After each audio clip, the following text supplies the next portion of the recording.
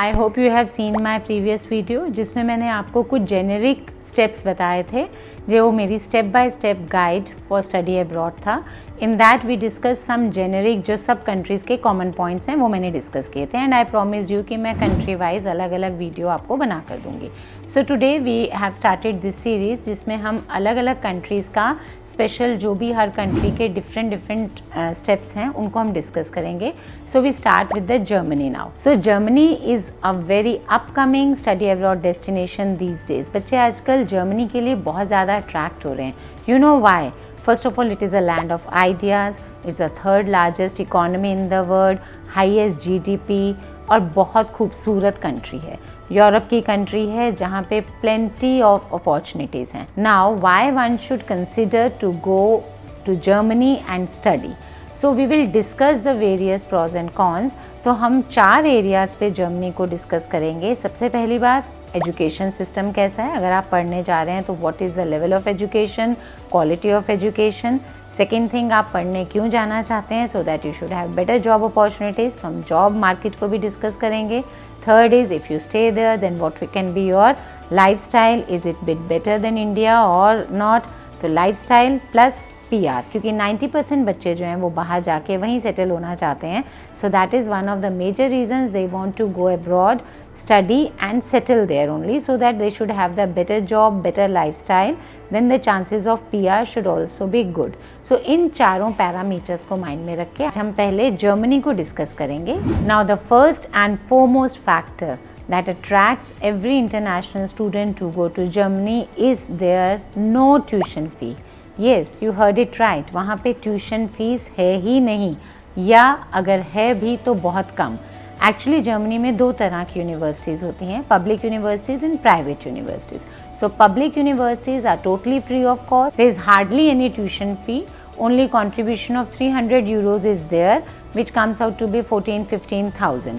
तो पर सेमेस्टर सिर्फ 15,000 पब्लिक यूनिवर्सिटी चार्ज करती है, जो कि कुछ भी नहीं है। इंडियन सिनेरियो में भी, हम इंडियन कॉलेजेस में भी इससे बहुत ज़्यादा, रादर इंडियन स्कूल्स में भी pay much more higher fees than this. So if I talk about the fee in public university, it is nil, but you have to be exceptionally good. The child has to be academically very strong to get admission into the public university. But there are private universities also, and private universities में fees is there but not too high, almost 10,000 to 15,000 euros you will need to pay per semester, which is also very less if we compare with the other countries. Means USA, UK तो बहुत ही ज़्यादा है, even this fees is less than what we pay in India. So this is the major attraction for the students to go abroad and study because the cost there is very less. Second factor जो है वो हमारा आता है cost of living या living expenses. अगर हम overall खर्चे की बात करें तो ट्यूशन फी और कॉस्ट ऑफ लिविंग मिला के हमारा ओवरऑल खर्चा होता है अगर हम किसी भी बाहर की यूनिवर्सिटी में पढ़ने जाते हैं तो। So if you will compare the Germany with its USA और UK काउंटर पार्ट्स, तो कॉस्ट ऑफ लिविंग जर्मनी में बहुत कम है, वे टू लेस। अप्रॉक्सीमेटली आपको 40 to 45% come cost of living मिलेगी जर्मनी में।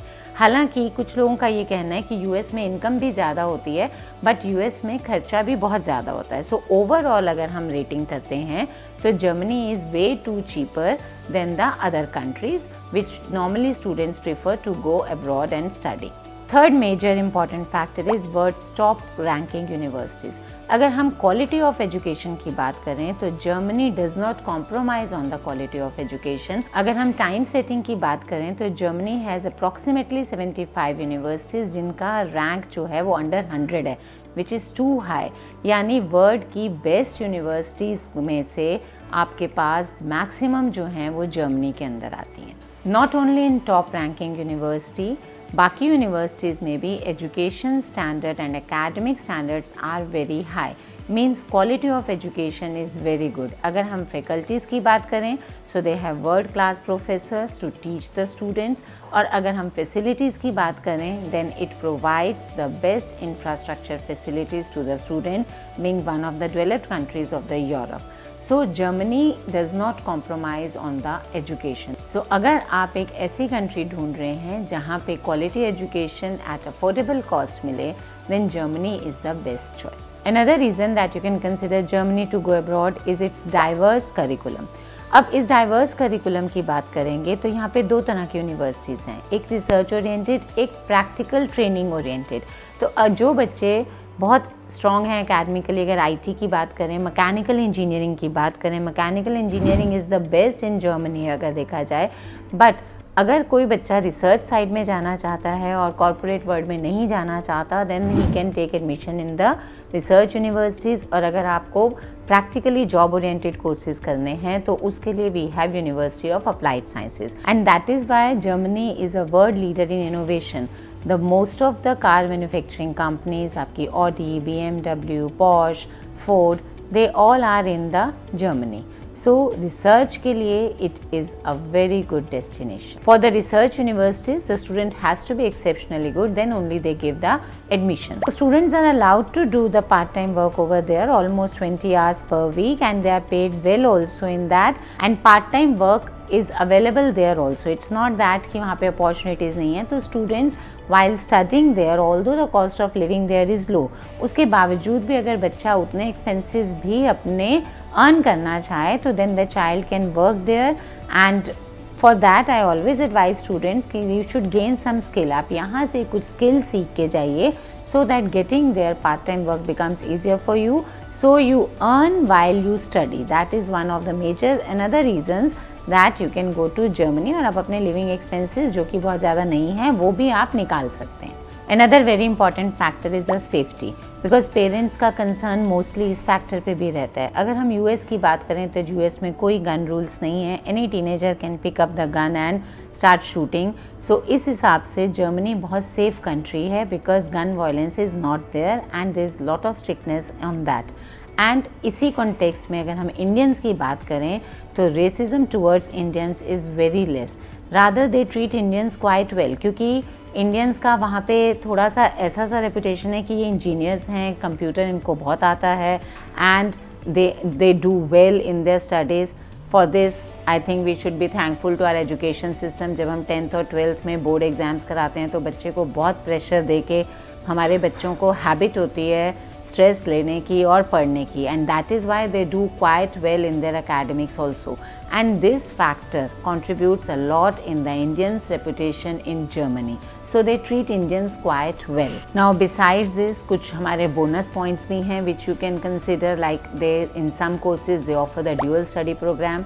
Dual study program means उसमें the student can opt for 1 year or few months of practical training in the industry and then they can do theoretical also. तो उससे क्या होता है कि if the student goes in field and work तो उसका एक तो work experience count होना शुरू हो जाता है, interaction करने से उसकी networking बढ़ जाती है, industry experience होना शुरू हो जाता है, and they may get stipend also.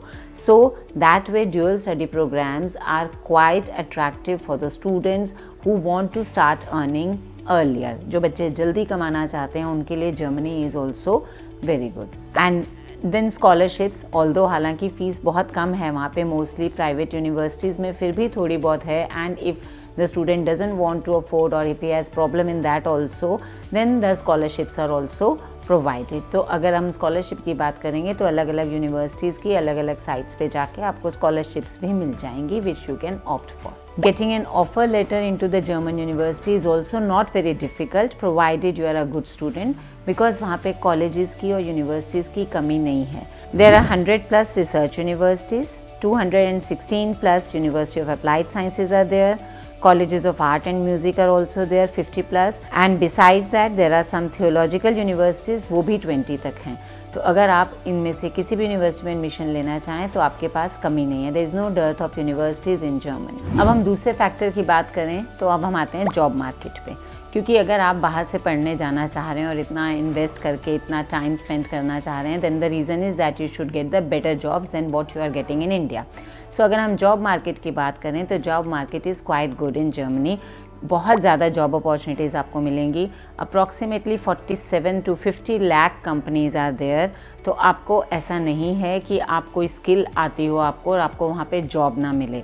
Another reason is कि वहाँ पे job security is far better than in other countries because labour laws are quite strict. तो एकदम से आपको बिना रीज़न के कोई बहुत जल्दी फायर नहीं कर सकता. Even in this time of recession आप देखेंगे कि जर्मनी में बहुत ज़्यादा ले ऑफ्स नहीं हुए in comparison to the other country. Next next point is salaries, जो कि बहुत ज़्यादा मैटर करता है। बच्चों की सैलरी बहुत अच्छी होनी चाहिए and salaries there are quite good.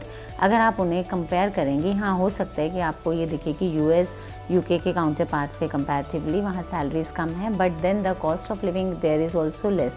तो ओवरऑल अगर आप देखेंगे तो जर्मनी में you will be able to save more than in other countries. अब अगर आपको जर्मन प्रोफिशिएंसी भी है, सपोज़ कीजिए आपने सिर्फ वहाँ से मास्टर्स किए और इंग्लिश टॉट कोर्सेज़ में किए है, फिर भी आई विल एडवाइज़ यू कि आपको जर्मन ज़रूर सीख लेना चाहिए, because German proficiency will open up a vast area of job opportunities for you, because तब आपके पास इंटरेक्शन कम्युनिकेशन स्किल्स ऑटोमेटिकली उस नेटिव लैंग्वेज में बहुत बेटर हो जाएंगी।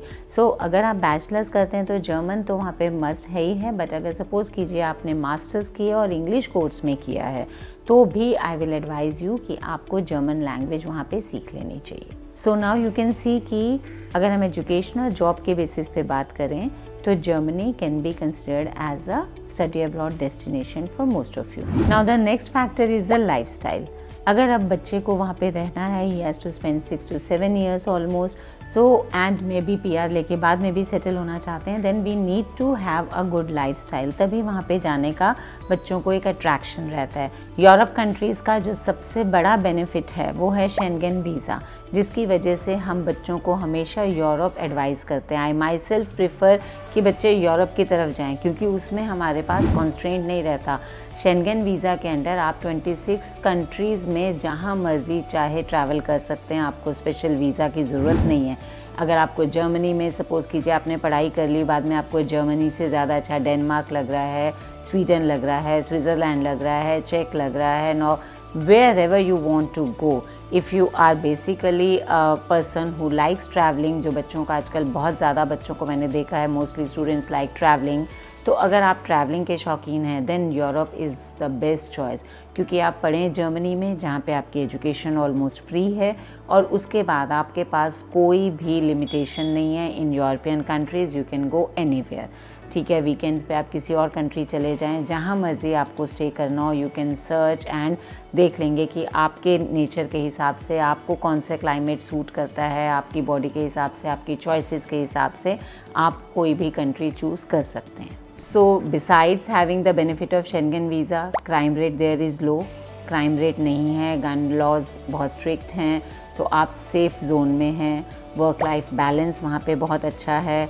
so you can enjoy with your family also on weekends and travel here and there as well. Work life balance जो है, जो इंडिया में हमें बहुत कम मिलता है, वो यूरोपियन कंट्रीज़ में काफ़ी बेटर है। So with your work you can have the time with your family as well. Europe itself is very beautiful. So अगर आप वहाँ रहते हैं, किसी भी मतलब अगर हम लाइफस्टाइल की बात करें तो अब आपको और क्या चाहिए? You have good salary, you have low expenses, you have 26 countries way you can go and spend your weekends. आप अपनी फैमिली के साथ टाइम बिता सकते हैं और लश ग्रीन एनवायरनमेंट है। बाय रोड भी अगर आप ट्रैवल करते हैं तो Europe is very beautiful. Now if we talk about the next factor that why you can consider Germany to go abroad and study is its PR। अब देखिए PR लेना जो है वो बहुत मुश्किल नहीं है। एज आई टोल्ड यू कि आपके पास post study work permit 18 months to 2 years का है, तो अगर आपके पास 2 साल का वर्क परमिट है and if you do the full time job over there, then after full time job students के पास एक वहाँ पे स्पेशल स्कीम है, जिसमें अगर आपने पढ़ाई भी वहाँ से की है और उसके बाद अगर आपने 2 साल फुल टाइम वहाँ पे जॉब की है, then you can apply for the permanent residency in Germany. So total आपको 8 साल चाहिए जर्मनी में PR के लिए। उन 8 साल को आप ऐसे डिवाइड कर सकते हैं 3 + 2 + 3। 3 years for studying your bachelor's, 2 years for doing the work and for 3 years before applying for the citizenship। तो टोटल 8 साल में आपको जर्मनी की PR मिल सकती है अगर आप एक्चुअली जेन्युइनली वहाँ पे ट्राई करते हैं और आपका character and studies and everything is fine over there and the rules are also not very complicated. PR के रूल्स वहाँ पे सिंपल हैं। वेस्टर्न यूरोपियन कंट्रीज़ में things are more streamline than the east European countries. So अगर आप बाहर जाके settle होने के पॉइंट ऑफ व्यू से भी सोच रहे हैं तो Germany is a good choice.